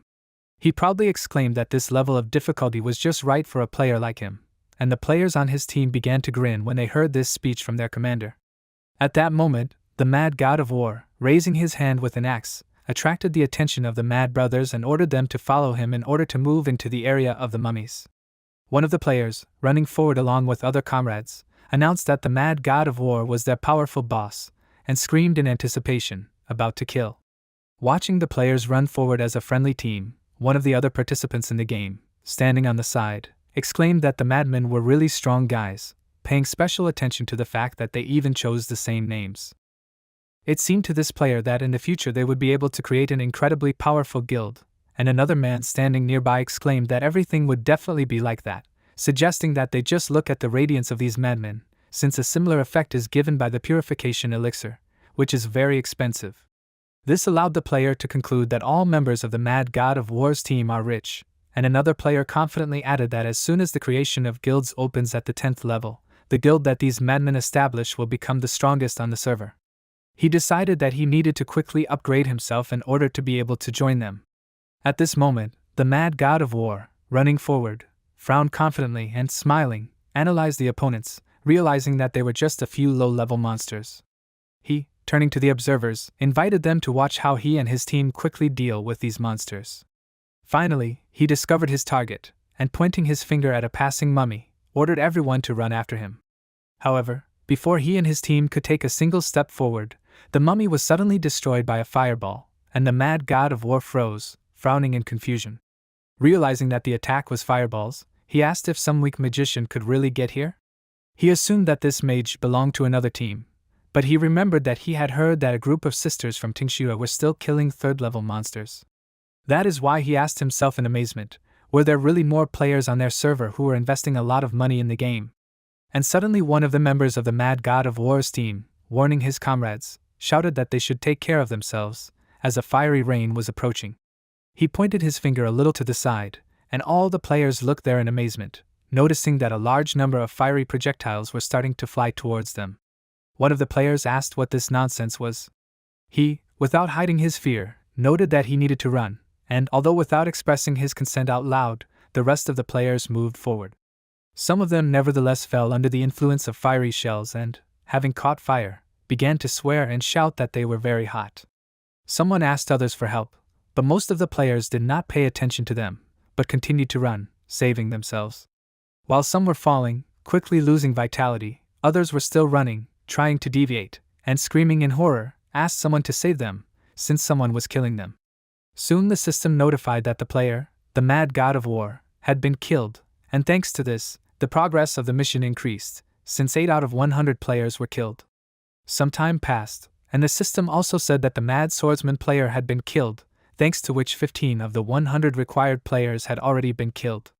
Mu, who was smiling, watched the burning fire a little from the side, grinned in surprise, noting that he just wanted to hunt monsters, and asked himself why people always go to certain death. He said that these crazy people are really reckless, and while opening the system window, he read about a skill called Frost Flower Dance. This skill was available at level 5, and Mu realized that it was actually quite good since it was an active ability that dealt massive damage, and the freezing effect was actually very useful. Moving to the inventory section, he remembered that the next wave of mummies would not be coming soon, and thanks to this, he just had time to rest a little and sort out his inventory. After examining what was in his inventory, he realized that more than 100 pieces of equipment and 12 skill books had dropped out. Mu made good money again, and remembering something, decided that he needed to send a message to Shui Wana with an offer. He assumed that for good equipment he could add a few more special discounts, and sighing, was glad of his youth. He couldn't wait for this moment, and asked himself with interest whether Shui Wana was also impatient. Having sent the necessary message, he removed the system window and, stretching, admitted to himself that he was sorry that he needed a few dozen more people to behead hundreds of players. He would like to meet that group of crazy fools again, since he would only need about 2 or 3 more times to completely complete the task. Having said this, he laughed, and then suddenly, while taking out the Shadow Movement skill book, he smiled, as he heard that the skill book that some other players carry with them is really a great thing for magicians. This item cost 50% of mana, increased movement speed by 30%, and also provided a shield that absorbed 10% of magical attacks. The main character paid special attention to increasing the speed of movement, since this was useful, regardless of whether a person was running away or chasing someone on his own. Mu said that this was very useful and decided that he urgently needed to study this book. Soon, as he started flipping through the book, the system congratulated him for learning the shadow movement skill, and as he continued studying this book, Mu decided that he would reach level 6 and then leave the game to eat, and then the first boss of the apocalypse would belong to him. Sometime later, in the demonic swamps, in another area of the location, Yumu was assisting the players Undead, Pale Ghost, and Death Song with healing magic while they were fighting mummies. When all the enemies were destroyed, Yu stopped using her magic, and, declaring that she had enough items for the task, warned that she was leaving the group. Death Song tried to stop her, asking her not to leave and suggesting that she continue to increase the team's experience. The Undead agreed that the Song of Death was right, and said that if they work together, they will not care. Pale Ghost also did not argue with these words, because if not for Yu's healing spell, they would not have been able to cope with these mummies. Ignoring them, Yu simply closed her eyes, sighed, and continued to walk away. The Song of Death again tried to stop her and asked her not to frown so much all the time, and the Undead, agreeing with him, asked her to smile. Without answering anything out loud, Yu said displeasedly that they were just superficial men, and noted that they were all equally disgusting. Imagining the silhouette of another guy, she suddenly became sadder and added that everyone was disgusting except this man. Attracting her attention, the Song of Death promised that he would soon create his own guild, and asked how about she join and become, for example, his deputy? The Undead again agreed with the Song of Death, because if you became a deputy, their guild would definitely be the most popular on the server. Turning sharply in their direction, you ordered them to be silent and activated her staff, striking at the mummy that suddenly appeared behind the guys. By chance, the attack also touched the Song of Death, causing him damage, and he, feeling it, screamed. Turning around, he also noticed the destroyed mummy, and cursing, he asked where the new monsters had come from? He was amazed that you even noticed these monsters so quickly, and asked why he took damage from Yu's attack if they were in the same group. Frowning, Yu irritably noted that the Song of Death could not remember the place where the monsters spawned, and asked if he really also fancied himself the leader of the guild. It didn't matter to her that she accidentally touched him, since, in her opinion, this annoying potion master was a vile man. Turning around, she decided that she could no longer waste time on them, but needed to increase her strength as quickly as possible, and then act further. She was wondering where she should go in order to find the person she was thinking about, since there were a lot of servers in the apocalypse. She asked herself if it was possible that Mu was on the same server as her. And suddenly the Undead, attracting the attention of the Song of Death, told him not to be angry, and offered to simply take you by force and present it to him, because everything in this game is so realistic. He grinned as he said this, and the Pale Ghost, agreeing, noted that they were going to do this because the simpleton thought she was strong. He offered to show her what a real man means, but the Song of Death, grinning, clenched his hand into a fist and asked what they understand. He exclaimed that Yu is a girl with character, and promised that a little later he would definitely get her.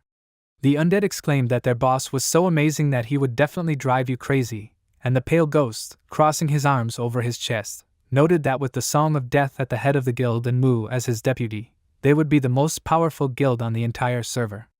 Ignoring these words, Death's Song mentally noted that Mu was not a simpleton at all if she remembered the place and time of the revival of monsters so quickly, and that is why he knew that her intuition should not be underestimated.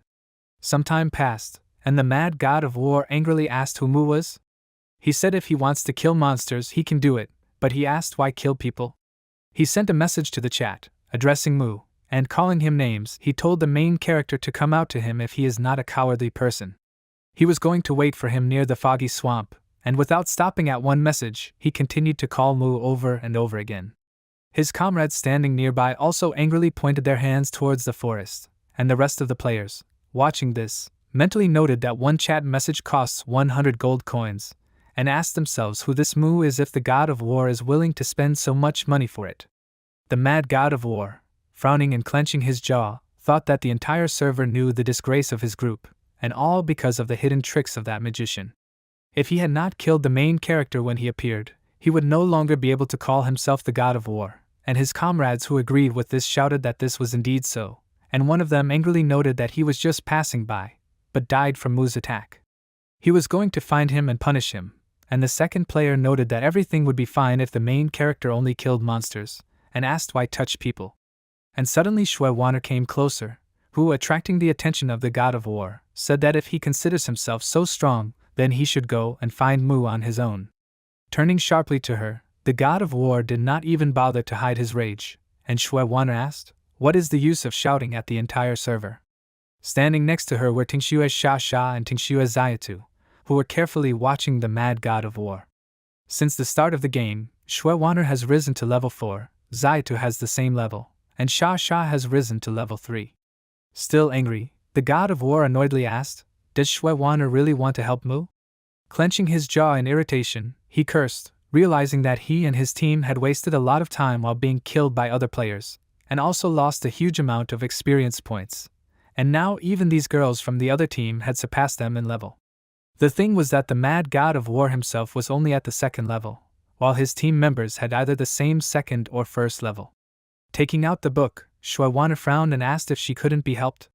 She noted that Mu would be under her protection from now on, and advised the god of war and his team to defeat them first if they wanted a fight. Continuing to study her book, she noticed that the main character had sent them a new trade proposal, since he now had a huge amount of equipment. She was sure that she was obliged to buy everything for her group so that in the future they would become the most powerful guild. This is why Mu should not have been defeated by this group of madmen, as he would still be useful to Shui Wanner and her friends. Turning his back to her, the mad god of war began to wave his arms irritably and, calling the main character a cowardly person, asked if, as he sees it, Mu is protected by girls. He ordered him to come out to him if he was a real man, and opening the chat, sent a message with the same content as the words he had just spoken. He repeated this several times until finally the main character answered him and asked who needs him anyway? He disparagingly called the god of war old, and as he walked out of the forest, he frowned confidently, greeting him and calling him weak.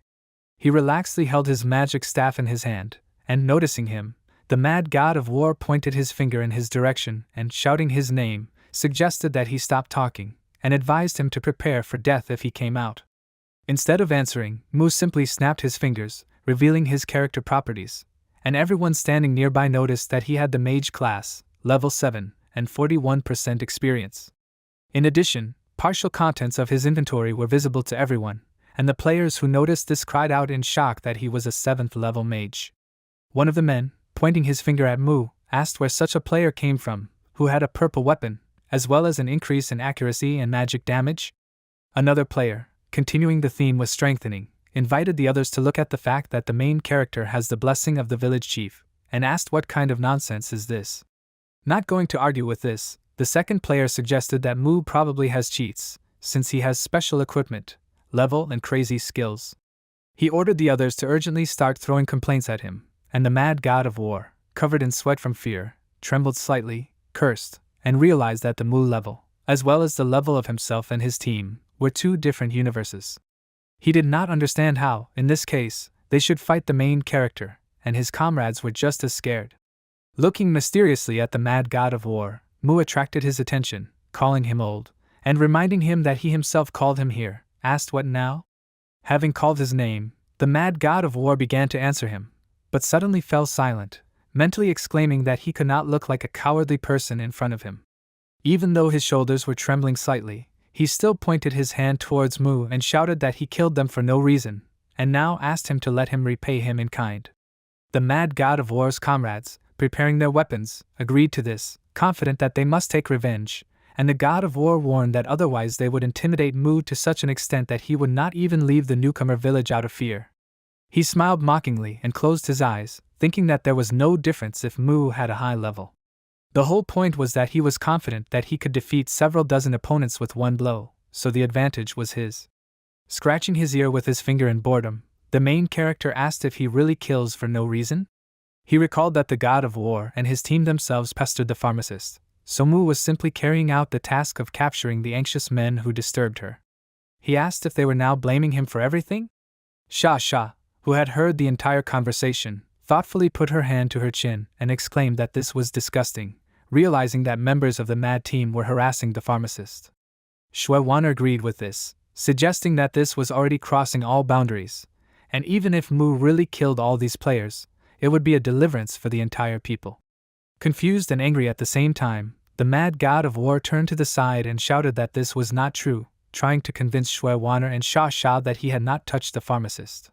He asked them not to believe Mu, and mentally cursing, said that the main character had now disgraced him in front of the girls. He was not going to endure any more, and getting into a fighting position, suggested stopping talking, and told Mu to go out to battle with the madman if he was so brave. Smiling weakly but confidently, the protagonist stood in a fighting position and, calling the mad god of war grandfather, suggested that they begin, since he had just finished warming up. Shuewaner, coming closer to him, seriously warned that the madman wanted to attack him in a crowd, and promised that they, the Tingxue clan, would help him. She asked him to consider this as gratitude for the equipment provided, but Mu, although he smiled and thanked Shuewaner for the offer, noted that he would figure this out on his own. In his mind he said that Shuewaner was actually not that cold towards him, and continuing to frown confidently, warned that Shuewaner had better take her people and move away from here, since he needs to start battle. Swinging his staff, he launched into full combat readiness, and mentally turning to the god of war, asked if he really thought he could win with numbers. He also thought that even if they attacked in such a crowd, they would still be no match for him, and while he was accumulating the required amount of energy, Shuewaner, inviting him to do as he wanted, stepped a little aside and confessed to herself that she's not sure whether he's too arrogant, or whether he's really strong. She realized that now they would check it, and Mu, extending his palm forward, quietly said that these newcomers would not even have to spend a lot of mana. The system notified that the attack mode had been switched to full combat readiness, and the next moment, waving his staff, the main character sent several fiery projectiles towards the madman. Without moving from his place, the god of war ordered his comrades to listen to his order, and turning to the warriors, shouted for them to raise their shields. Several players, running forward, activated protection, taking damage from projectiles, and the god of war, raising his axe, attracted the attention of magicians and archers, shouting for them to shoot. He asked irritably what they were waiting for. Instantly, the rest of the players, putting forward their staves or bows, began to launch a large number of attacks towards Mu, but he easily dodged this thanks to the ability of the fastest man, and smiling faintly he asked, "Is this really all they are capable of?" Mentally speaking to the god of war, he warned him that all of his warriors were now using their skills without thinking, so now their skills were on cooldown. That is why he thanked them for giving him such a good opportunity to deal with them, and taking advantage of his speed and the fact that the other players were distracted by the attacks, he hid behind one of the stone ledges located nearby. After finishing their attack, the players began to look around and asked where Mu was. Someone, attracting the attention of the mad god of war, exclaimed that the main character is too fast, which is why they cannot see him at all. Stopping for a moment, Mu thought that against such a crowd, it would be best to use ice-type mass attacks, and if he could activate the universal control effect, it would be even better. While he was thinking about what attack to use, some players in the chat started chatting and passerby asked what Mu's title was. In addition, he was wondering where the main character came from, since he had just seen a glimpse of him, but did not have time to see him. Passerby B, responding to him, noted that this is the same person with the title of the fastest man, and although it was awkward to say, this player asked the interlocutor to look at the fact that Mu is indeed fast. The main character, meanwhile, grinned, frowned confidently and decided that he would take advantage of the situation and test his new skills. Activating his magic, he caused a magic circle to appear in front of his magic staff, and soon the powerful attack created by this flew out from behind cover, heading towards the madman team. All the players froze, staring in amazement at the ice attack, and the moment it pierced the ground next to them, they were all enveloped in an aura that gradually began to freeze them. One of the men swore, and the other, screaming in despair, said that he was cold to death. Other players, attracting the attention of the warriors, asked them to raise their shields, because otherwise they would all die here. In addition, this player tried to contact the magicians and asked what they were doing. He wanted them to heal faster, but one of the warriors, attracting the attention of the god of war, said that their shield blocking skill was still on cooldown, and the magician explained that they were trying to heal the rest of the players, but due to the high damage of their spells just useless. Most of the players found themselves in the air, encased in blocks of ice, and suddenly one of the warriors, whose magic had finally managed to activate, created a shield in front of him. The mad god of war irritably pointed his finger in his direction, frowned and, ignoring other people's screams, reminded that everyone had already flown away, and asked why then this player would activate the shield? Desperately asking for forgiveness, the guy explained that he simply hadn't thought, and mentally added that Mu's attacks were so scary that defending himself was a normal reaction, since he didn't want to die. The protagonist, frowning but keeping a slight smile on his lips, mentally noted that activating the shield was really stupid, but he also added that these warriors gave him a great chance to use a fire attack. He gradually counted from 3 to 1, and creating an attack, called out to the madmen, asking them to look up, as a surprise awaited them there. The players, raising their heads, discovered with horror that a powerful and huge fiery attack had formed in the air above them, which gradually began to descend down. The mad god of war, frightened by this, did not say anything, but simply opened his mouth, and his face was covered with sweat in horror. From a large accumulation of fire, smaller fiery projectiles began to be released in large numbers towards the players. These attacks, falling down, caused great damage to the madmen, gradually reducing their health. The mad god of war, whose health was practically approaching zero, mentally noted that things were bad, since all the defensive skills of warriors and magicians were now on cooldown. Taking out a healing potion, he, not paying attention to the fact that his assistants were shouting that they could not stand it any longer, began to drink it. One of the players shouted and warned that the god of war must deal with it, and at that time the other players were also dying in the fire. The god of war cursed and mentally said that Mu had some kind of abnormal attacks. He asked if earlier in the swamp area he had not relied on some kind of nonsense with a defect. While he was thinking about this, thanks to the potion, his health increased to half, and at that moment the main character, running past, asked why the god of war was running. He suggested that he was not confident in his abilities, and the god of war, whose face was covered with sweat from tension, pointed a finger in Mu's direction and advised him not to approach, because otherwise he was going to take the matter seriously. However, despite the menacing words spoken out loud, he mentally cursed, since all the healers died, and the red health potion did not work at all. It seemed impossible to him that Mu could single-handedly destroy his elite squad of 30 people, but despite this, he stubbornly clenched his jaw and frowned, placing his hands more comfortably on his axe, and swinging it in order to strengthen the blow promised, which will now show Mu attack. As he struck, he activated a hurricane cutter and several attacks created out of thin air were sent towards the barista. Mu, dodging these attacks, mentally noted that the warrior's initial skill had a 40-second cooldown, and during these 40 seconds after using the ability, the warrior would only be able to use basic attacks. When the main character dodged a powerful hurricane cutter, the god of war did not stop and, swinging his axe, continued to direct other attacks in his direction, albeit less powerful in strength. However, Mu easily dodged this and, running behind the god of war, realized that he just needed to maintain a distance between them. Finally, stopping behind him, he called out to him, calling him his crazy grandson, and warned him that he was still too slow. Calling himself grandfather, he shouted that he was already here and, surrounded by the dust raised by how fast he was running, sent a fire blast at the god of war's back. Turning sharply in his direction, the mad god of war promised that he would kill him, and swinging his axe, he repelled the attack, breathing heavily, and Mu, dodging the blade of the weapon, directed a new attack, asking if the mad god of war did not understand that nothing won't work. Jumping even further, he again activated a fiery attack, which, reaching the enemy, flew behind his back and exploded, hitting his spine. Continuing to breathe heavily, the god of war frowned and, mentally shouting out the name Mu, asked how can one be so nimble. The main character, continuing to mock the god of war, reminded that the man should not go back on his words, but suddenly stopped, stretched out his hand towards the god of war, and asked him to wait. After asking again, the player cursed and asked if Mu really thought he was completely stupid. Laughing, he announced with superiority that his skill had rolled back, and realizing that the main character's speed was also not eternal, he assumed that he wanted to beg for mercy, but asked Mu to let him use the hurricane cutter again.